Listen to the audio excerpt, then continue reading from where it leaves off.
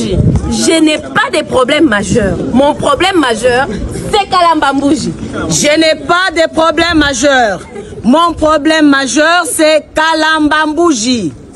Je n'ai pas de problème majeur. Mon problème majeur, c'est Kalamba Mbouji. Nous sommes Kalamba Mbouji. Réveillez-vous, faites quelque chose pour Kananga. Vous allez créer des situations que vous n'allez pas gérer. Terminez l'histoire de Kananga, ce n'est pas bien. Et puis ne revenez pas ici nous parler s'il n'y a pas Kalamba Mbouji. On ne vous écoutera pas. La population ne vous écoutera pas. Population, soyons exigeants. La route de Kalamba Mbouji. Plaise à vous, Excellence, Monsieur le Président, que je vous en dise brièvement quelque chose sans abuser de votre temps. Le Grand Kasaï, qui ne se limite pas seulement à ces grandes villes, reste un espace gravement isolé et tristement enclavé. En plus des routes nationales, il y a un besoin impérieux de construire des routes interprovinciales et des dessertes agricoles pour faciliter la circulation des personnes, des biens et des services, sans quoi le développement tardera à venir. Nous vous félicitons de prendre le temps de visiter la route de Kalamba Mbouji qui nous ouvrira sur l'Angola. Mais nous émettons quelques réserves sur ce projet. D'abord, nous devons admettre qu'il faut construire cette route pour nous désenclaver. Mais le risque est que si rien d'autre n'est fait, nous ne serons, nous, qu'un marché pour l'Angola qui viendra déverser chez nous son ciment, ses pierres et ses autres produits transformés.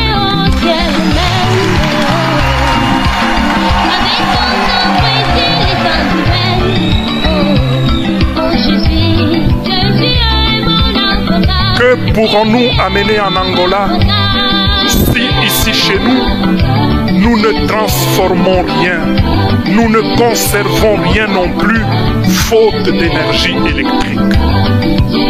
Le développement doit être pensé à partir de notre point de vue. Nous ne sommes pas donc contre la construction de cette route. Nous voulons dire qu'en plus des routes, le peuple a énormément besoin d'énergie électrique pour transformer et conserver ce qu'il produit à l'état naturel. Ce n'est qu'avec les routes et l'électricité que notre peuple s'inscrira dans la logique d'échange avec les autres et ne sera pas seulement un marché de ce qui est produit ailleurs pour être vendu et consommé chez nous. Sans énergie électrique, le Kasaï sera loin de toute industrialisation et ses fils s'en iront ailleurs, ou d'ailleurs on ne veut plus d'eux. Ils y sont stigmatisés, maltraités et pourchassés et même tués comme des pestiférés.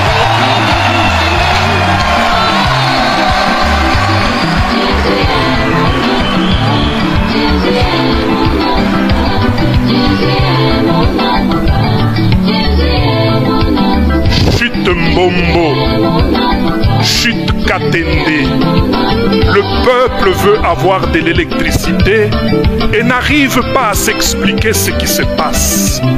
Quand il entend dire que le matériel pour tel barrage serait arrivé à telle gare et aurait moisi là-bas, le peuple ne comprend pas.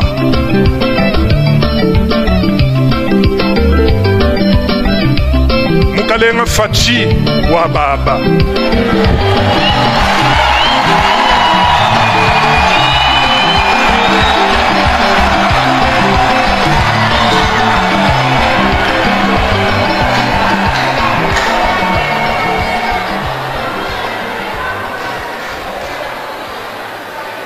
Bana benumba bambane tufesha ko kunzembwa wa musangu mukwabo Pawalo ni benyu kutwendele kwetu neku. Toi benzele fier. Toi bebe jene. Nujini kwenu kujibu kwetu nekwani.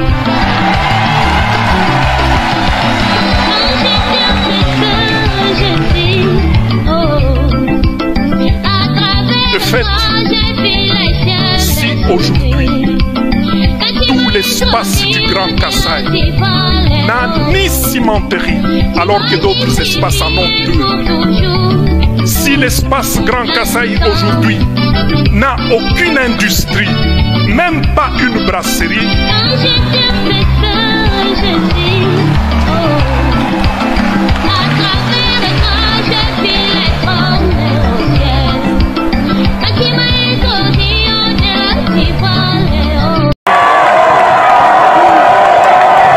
c'est à la jonction de la route nationale numéro 1 avec la route Kananga-Kalambambouji que le ministre des Infrastructures et Travaux Publics, Alexis Guissaro Mouvouni, a accueilli le président de la République, Félix-Antoine Tshisekedi Tshilombo, pour cette visite des travaux du projet de la route Kananga-Kalambambouji ce 25 décembre 2024, devant une population en liesse. Versée dans le financement du programme sino-congolais il y a quelques 5 mois, ces travaux confiés à Cisco SA à travers ses sous-traitants Sino Hydro 1 et Sino Hydro 14 préoccupent au plus haut point le chef de l'État, qui dans son adresse à la population du Kasaï central le 24 décembre dernier à la place de l'Indépendance avait promis que ces travaux, comme ceux de la route nationale numéro 1, devraient se terminer avant la fin de son mandat au moyen d'un présentoir reprenant la carte du projet et des principaux ouvrages de franchissement à construire.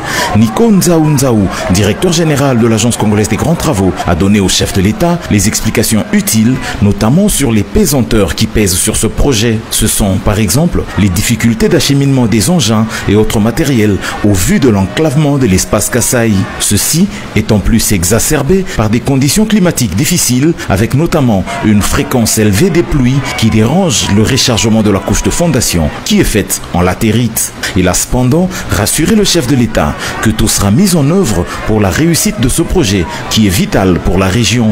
À l'étape de l'usine de concassage qui est en cours d'installation au PK8 du projet, le président s'est vu rapporter que cette unité produira 350 tonnes de matériaux de toute granulométrie par heure, ce qui permettra d'alimenter utilement le chantier. Visitant les bases vides de 2 entreprises, le chef de l'État a apprécié l'installation et l'approvisionnement en engins qui peu à peu emplissent l'espace du garage. À terme, c'est autour de 150 engins qui sont attendus dans cet espace. Alexis Guissaro, son ministre des Infrastructures et Travaux Publics, résume.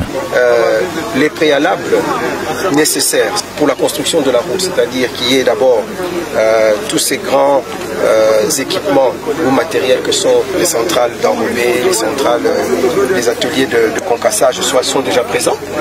Derrière moi, vous avez vu aussi que les équipements sont là.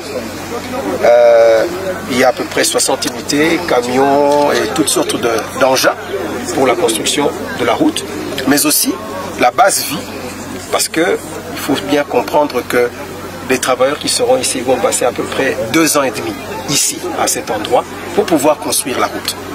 Alors, que retenir de la visite du chef de l'État ici? C'est que devant le chef de l'État, l'entreprise qui exécute les travaux a pris l'engagement de faire l'ouverture de la route. Donc, dans les 6 mois, à dater de maintenant, c'est-à-dire jusqu'au mois de juin, la route Kananga-Kalambambouji sera totalement ouverte à la circulation.